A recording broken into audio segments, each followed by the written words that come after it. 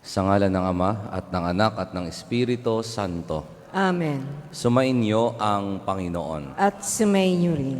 Mga kapatid, sa ating pagtitipon ngayon, ating purihin ang Ama, pasalamatan sa mga biyayang pinagkaloob sa atin, at mulit-muli ay dumulog ng ating mga panalangin at minimithi. Hilingin natin na nawa, lagi nating hanapin ang ating Panginoon Jesucristo, sapagkat kapag kasama natin siya, ating malalampasan lahat ng pagsubok at problema sa ating buhay. Aminin natin ang ating mga kasalanan upang tayo maging marapat gumanap sa banal na pagdiriwang.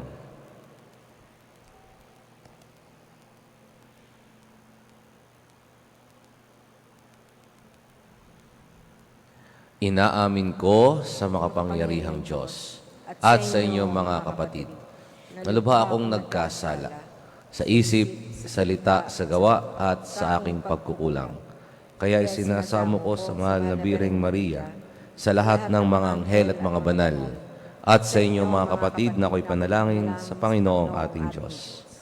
Kawaan tayo ng makapangyarihang Diyos, patawarin tayo sa ating mga kasalanan, at patnubayan tayo sa buhay na walang hanggan. Amen.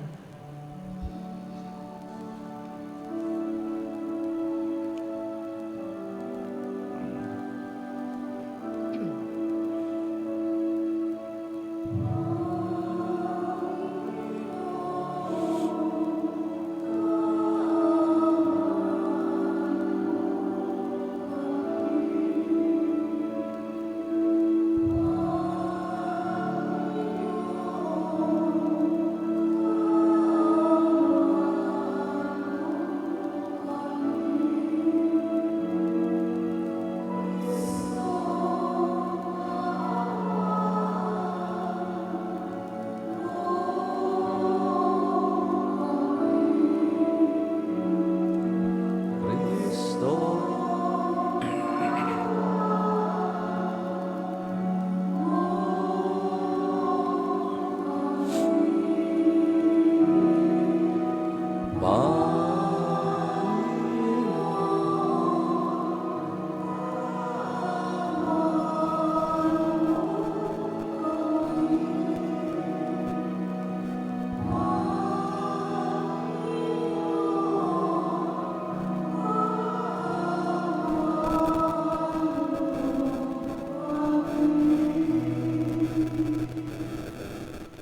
Manalangin tayo.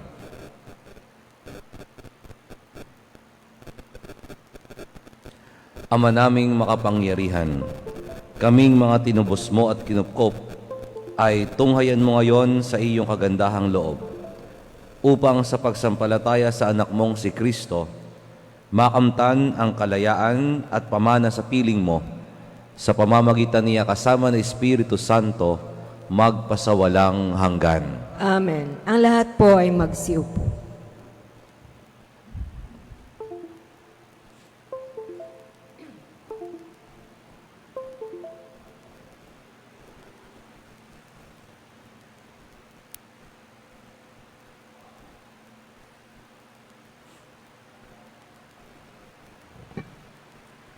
Pagbasa mula sa mga gawa ng mga apostol. Noong mga araw na iyon, dumarami na ang mga sumasampalataya at nagreklamo ang mga Helenista laban sa mga Hebreo. Sinabi nilang ang mga babaeng balo sa pangkat nila ay napapabayaan sa pang-araw-araw na pamamahagi ng ikinabubuhay.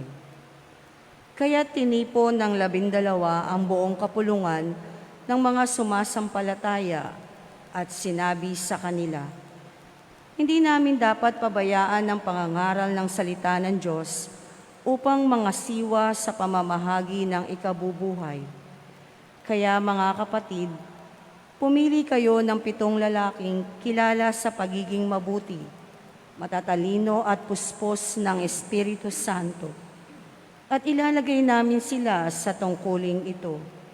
At iuukol naman namin ang buong panahon sa pananalangin at sa pangangaral ng salita."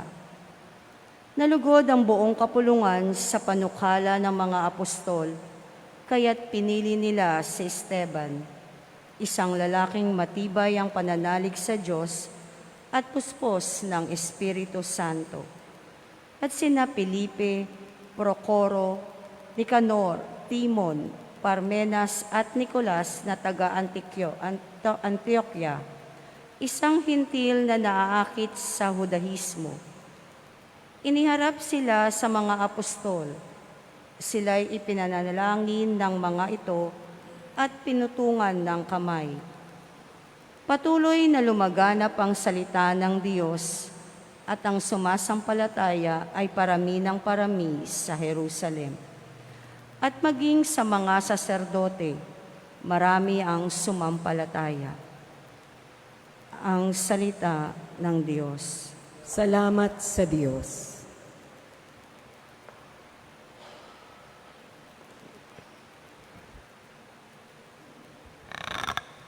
Poon, pag-asa ka namin, pag-ibig mo'y aming hiling. Poon, pag-asa ka namin, pag-ibig mo ay aming hiling.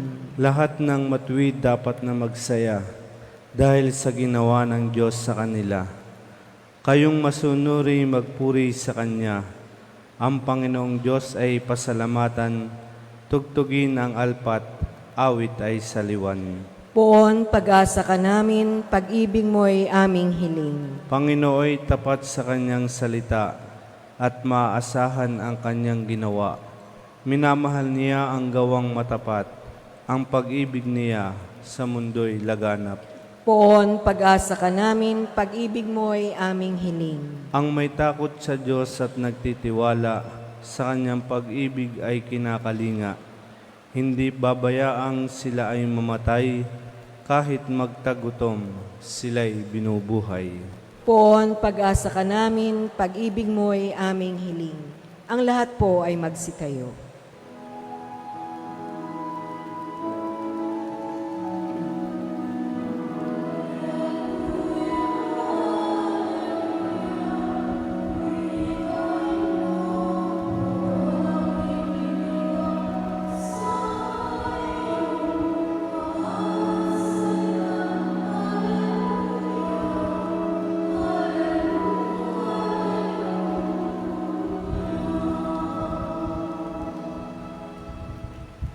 Sumainyo ang Panginoon. At sumayin niyo rin. Ang mabuting balita ng Panginoon ayon kay San Juan. Papuri sa iyo, Panginoon. Nang nagtatakip silim na, ang mga alagad ay pumunta sa tabi ng lawa. Sumakay sa bangka patawid sa Kapernaum. Madilim na'y wala pa si Jesus. Lumakas ang hangin at lumaki ang alon. Nang makagaod sila ng mga 5 o 6 na kilometro, nakita nila si Jesus na lumalakad sa ibabaw ng tubig, palapit sa bangka, at sila'y natakot. Ngunit sinabi niya sa kanila, "Huwag kayong matakot, ako ito." Tuwang-tuwa nilang pinasakay si Jesus sa bangka, at pagdakay, sumadsad ang bangka sa kanilang patutunguhan. Mga kapatid, ang mabuting balita ng Panginoon. Pinupuri ka namin, Panginoong Hesukristo. Ang lahat po ay magsiupo. Magandang umaga po sa inyong lahat. Magandang umaga din po, Father. Ang atin pong salita ng Diyos na ipinahayag ngayon sa ating pagdiriwang ng misa ay nagpapaalala sa atin ng kahalagahan ng Diyos sa ating buhay, ng presensya ng ating Panginoong Jesucristo. Napakaganda po ng mga simbolismo sa ating salita ng Diyos. Una, ang bangka. Ito po ay sa lingwahe po ng salita ng Diyos. Ito daw po ay malimit tumutukoy sa ating buhay na naglalakbay sa dagat, sa tubig.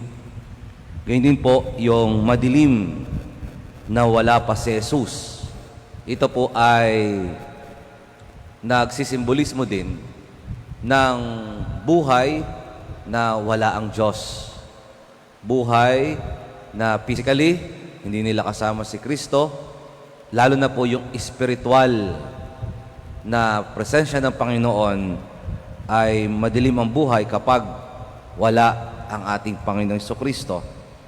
Kaya, nang sinabi niya, huwag kayong matakot, ako ito.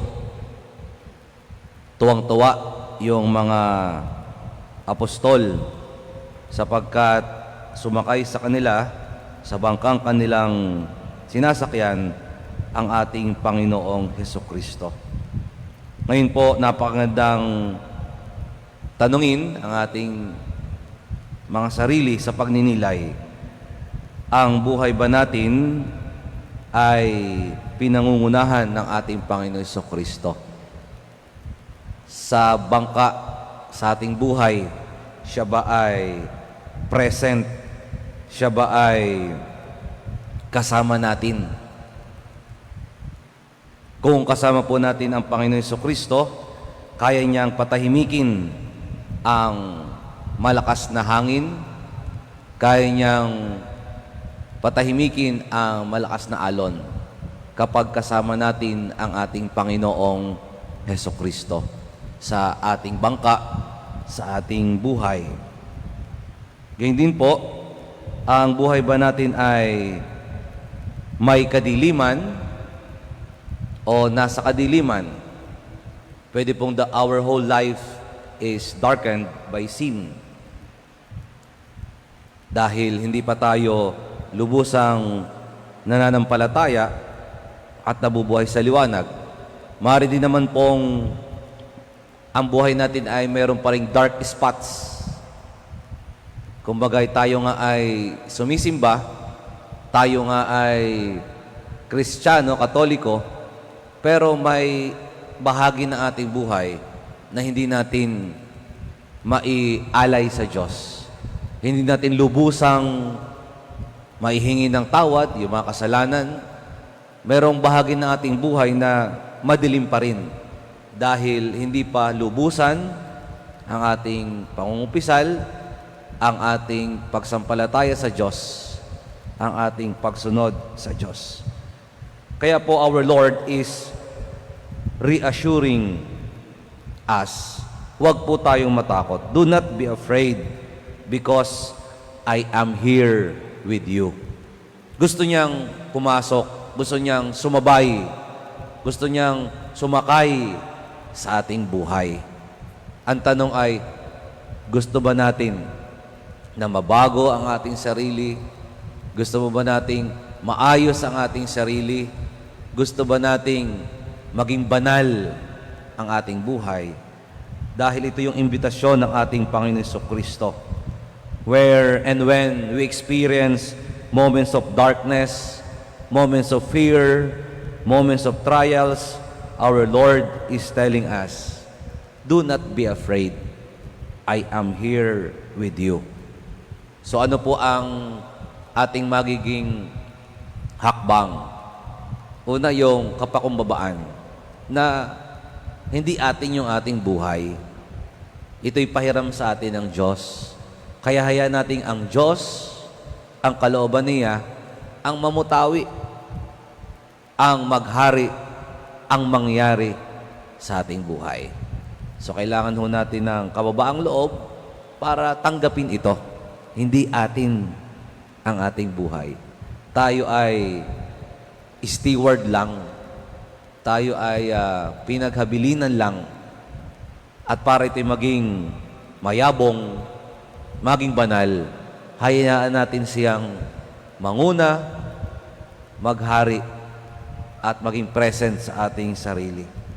Gayun din po, para makapasok ang Panginoon, pagkatapos na ating kapakumbabaan, tayo magdasal at magnilay, ano ba yung mga kasalanan na kailangan kong i-give up? Dahil ito ang nakakaharang sa lubusang pagsunod ko kay Kristo. Kasi mayroong laging nag-aaway, mayroong laging naghihilahan. Hindi ako lubusang makasunod kay Kristo dahil hindi ko maiwan ang kasalanan ito. Hindi ako lubusang makasunod kay Kristo dahil hindi ko maitapos, hindi ko matigil ang nangyayang ito sa aking buhay. At pagkatapos po nito ay yung ating paglapit sa sakramento ng kumpisal para maging maliwanag na talagang gusto nating makapasok ang Panginoon sa ating buhay. At alam niyo ho, katulad ng mga apostol, mararanasan natin yung gladness, yung joy. Noong si Jesus ay sumakay sa kanilang bangka, sila'y tuwang-tuwa. Mararanasan din po natin ito kapag nagawa natin ang kapakumbabaan sa pag-amin ng hindi natin kayang magawa kapag wala ang Diyos, sa ating paghingi ng tawad at sa ating pananampalataya at pagsunod sa Kanya. Ang Kanyang pananahan sa ating buhay ay magdudulot ng galak, magdudulot ng kaligayahang hindi makukuha sa atin ninuman. Kaya ipanalangin natin sa misang ito na lagi nating anyayahan ng Panginoon na sumama sa ating buhay, pumasok sa ating buhay, at siya ang mamuno kung saan tayo niya dalhin, sapagkat tayo dadalhin niya sa kaharian ng Ama.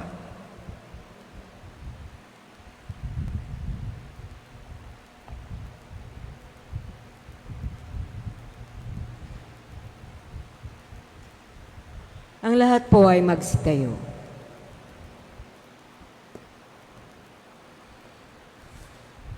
Taglay ang panibagong tiwala sa pag-ibig ng Diyos na laging nakahandang tumulong. Ilapit natin sa Kanya na may pagpapakumbaba ang ating mga kahilingan. Ang tugon, Ikaw ang aming kapanatagan, O Panginoon. Ikaw ang aming kapanatagan, O Panginoon.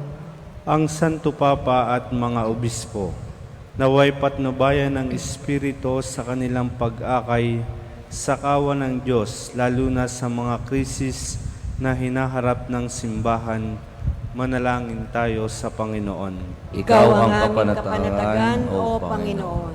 Tayo naway pagkalooban ng Diyos ng masaganang biyaya ng pananampalataya upang magkaroon tayo ng tapang na harapin ang mga pagsubok sa buhay.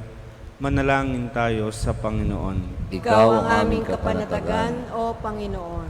Ang mga nagpapatangay na lamang sa mga unos na agos ng buhay, naway matagpuan ang simbahan bilang isang payapang kanlungan. Manalangin tayo sa Panginoon. Ikaw ang aming kapanatagan, O Panginoon.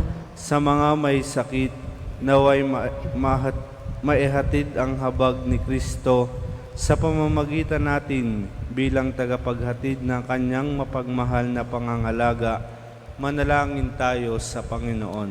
Ikaw ang aming kapanatagan, O Panginoon. Ang mga yumaong tapat sa Diyos, naway magtamasa ng kapahingahan sa langit sa presensya ng Panginoon.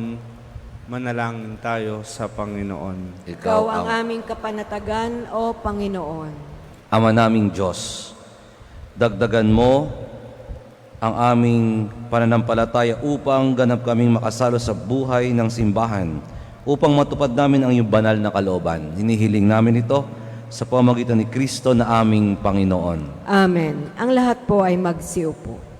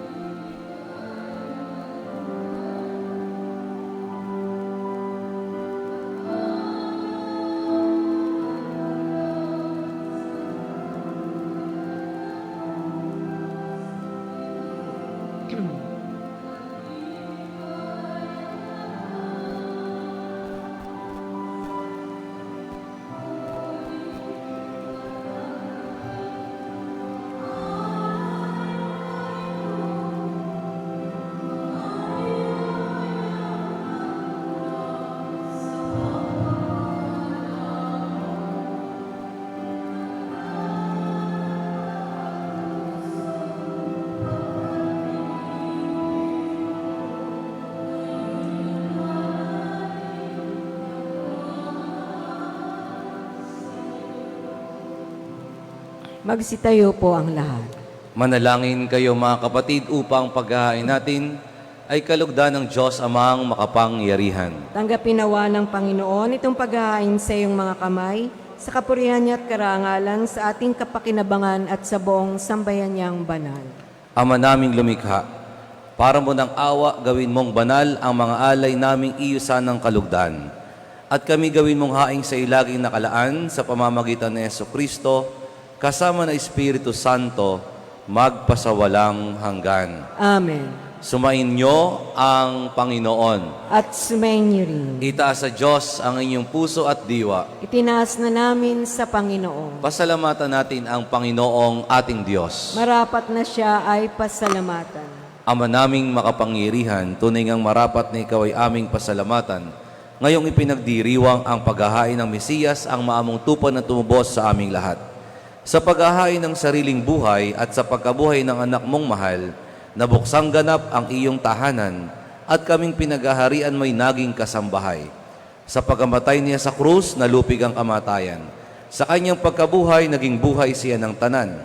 Kaya kaisa ng mga anghel na nagsisiawit ng papuri sa iyo nang walang humpay sa kalangitan, kami nagbubunyi sa iyong kadakilaan.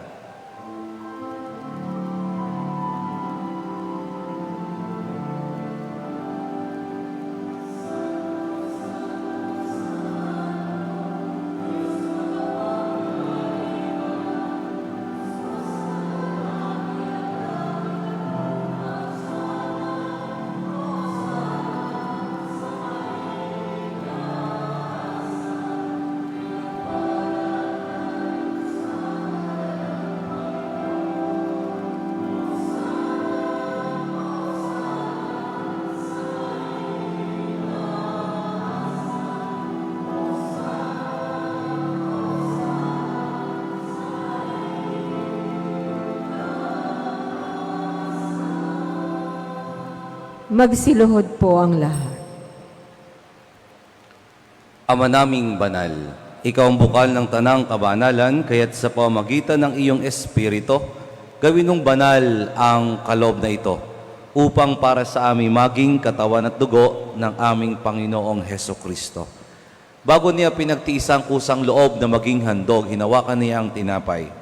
Pinasalamatan ka niya, pinaghati-hati na iyon, iniabot sa kanyang mga alagad at sinabi, "Tanggapin ninyong lahat ito at kanin.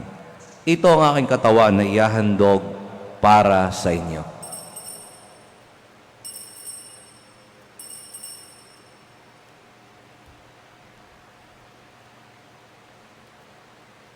Gayun din naman nang matapos ang hapunan, hinawakan niya ang kalis, muli kanyang pinasalamatan. Iniabot niya ang kalis sa kanyang mga alagad at sinabi, "Tanggapin ninyong lahat ito at inumin. Ito ang kalis ng aking dugo ng bago at walang hanggang tipan. Ang aking dugo ni bubuhos para sa inyo at para sa lahat sa kapagpapatawad ng mga kasalanan. Gawin ninyo ito sa pag-alaala sa akin."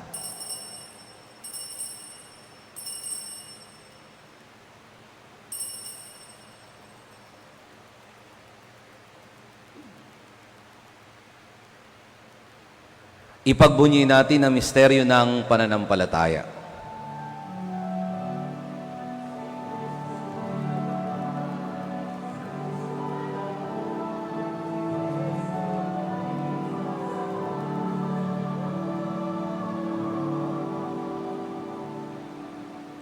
Ama, ginagawa namin ngayon ang pag-alaala sa pagkamatay at muling pagkabuhay ng iyong anak. Kaya't iniaalay namin sa iyong tinapay na nagbibigay buhay at ang kalis na nagkakaloob ng kaligtasan. Kami nagpapasalamat dahil kami iyong minarapat na tumayo sa harap mo para maglingkod sa iyo. Isinasamo namin kaming magsasalo-salo sa katawan at dugo ni Kristo ay mabuklod sa pagkakaisa sa pamamagitan ng Espiritu Santo. Ama, lingapin mo ang iyong simbahang laganap sa buong daigdig. Puspusin mo kami sa pag-ibig kay San Francisco na aming Santo Papa at ni Melray naming Obispo at ng Tanang Kaparian. Alalahanin mo rin ang mga kapatid naming nahimlay na may pag-asang sila'y muling mabubuhay, gayon din ang lahat ng mga pumanaw. Kawaan mo sila at patuloyin sa iyong kaliwanagan. Kaawan at pagindapatin kaming lahat na makasalo sa iyong buhay na walang wakas. Kaysa ng mahal na Birheng Maria na ina ng Diyos, ng kanyang kabiyak na pusong si San Jose. Kaysa ng mga apostol at ang lahat ng mga banal, na namuhay dito sa daigdig ng kalugod-lugod sa iyo, may pagdiwang nawa namin ang pagupuri sa ikararangal mo sa pamamagitan ng iyong anak na aming Panginoong Heso Kristo. Sa pamamagitan ni Kristo, kasama niya at sa Kanya, ang lahat ng parangal at papuri ay sa iyo, Diyos amang makapangyarihan kasama ng Espiritu Santo, magpasawalang hanggan. Amen. Magsitayo po ang lahat. Sa tagubilin ng mga nakagagaling na utos at turo ni Jesus na Panginoon natin at Diyos, ipahayag natin ng lakas loob.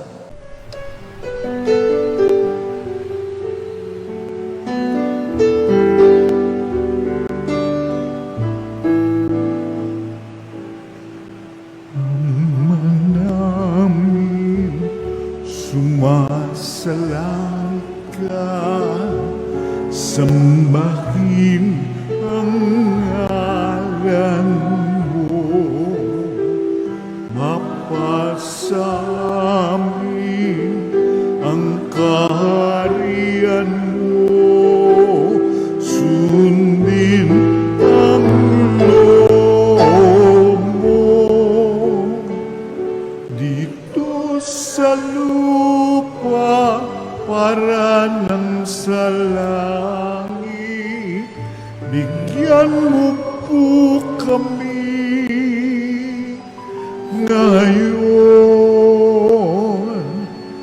ng aming kakanin sa araw-araw at patawarin mo kami sa aming mga sala para ng pagpapatawad namin sa nagkakasala sa amin, at huwag mo kaming ipagdulot sa tukso, at yadya mo kami sa lahat ng masama. Hinihiling namin kami edya sa lahat ng masama, pagkalooban ng kapayapaan araw-araw, iligtas sa kasalanan at ilayo sa lahat ng kapahamakan, samantalang aming pinananabigan ng dakilang araw ng pagpapahayag ng tagapagligtas naming si Heso Kristo.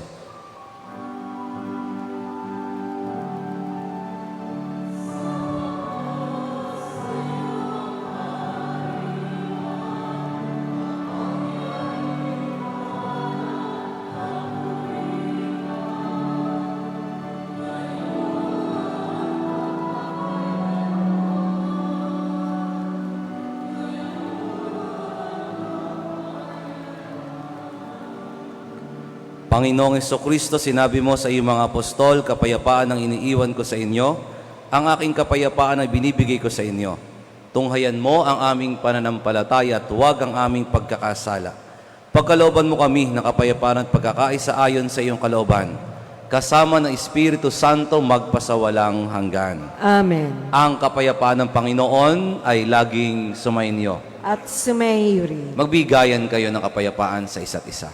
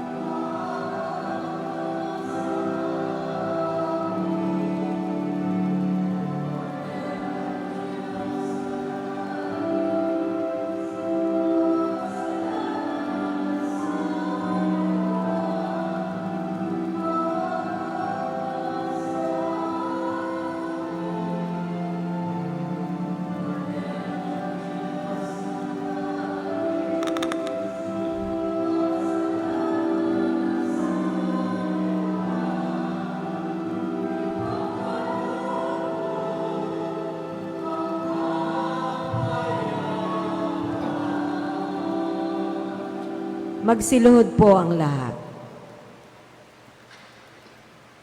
Ito ang kordero ng Diyos. Ito ang nag-aalis ng kasalanan ng sanlibutan. Mapalad ang mga inanyahan sa kanyang piging. Panginoon, hindi ako karapat-dapat na magpatuloy sa iyo, ngunit sa isang salita mo lamang ay gagaling na ako.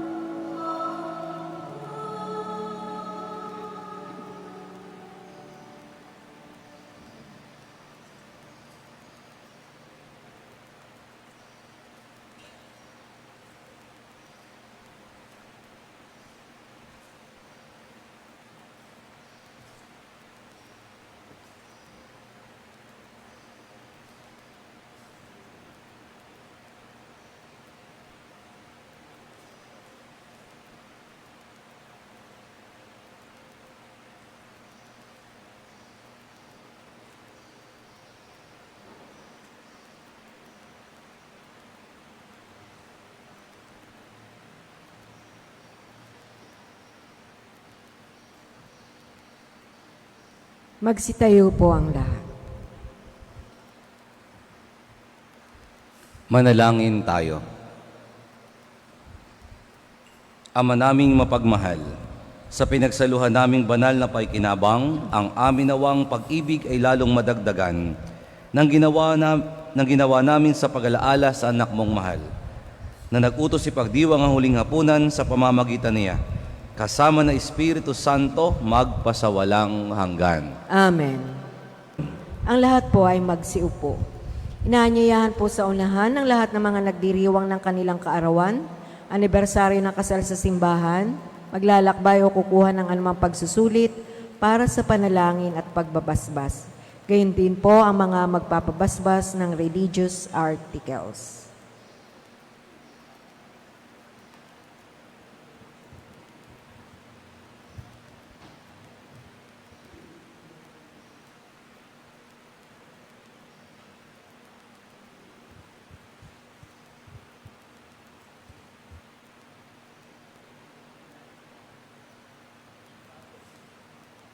Ama naming mapagmahal sa nagmumulang lahat ng mabubuting bagay, hinihiling naming basbasan mo ang mga kapatid namin ito nagdiriwang na kanilang kaarawan, anibersaryo ng kasal, nakatakdang mga ibang bansa sa ilalim sa pagsusulit. Pagkalooban mo sila na mas mahabat makahulugang buhay, mabuting kalusugan, mapayapang kalooban, maliwanag na kaisipan, mga tapat na kaibigan, maayos na napuwet kaligtasan sa anumang kapahamakan. Basbasan mo rin ang kanilang mga gawain at adikain upang ito'y matupad ayon sa iyong kalooban. Pagpalain mo rin ang kanilang angkan at mga mahal sa buhay. Higit sa lahat, patatagin mo sila sa pananampalataya, patibayin sa pag-asa at pag-alabi sa pag-ibig. Hinihiling namin ito sa pamamagitan ni Kristo ang aming Panginoon. Amen. Naway gawaran ng Diyos ang pagpapala mga kasangkapan sa panalangin upang mga ito'y maging gabay sa pagtahak sa kabanan at paghangad ng buhay sa kalangitan sa pamamagitan ni Kristo, kasama ng Espiritu Santo magpasawalang hanggan. Amen.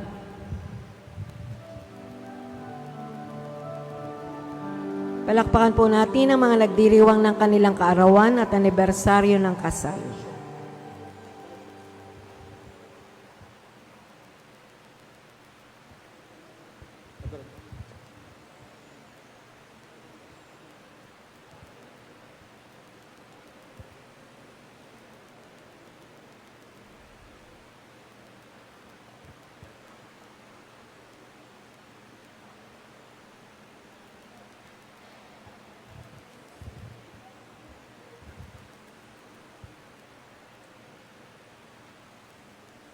Ang lahat po ay magsitayo.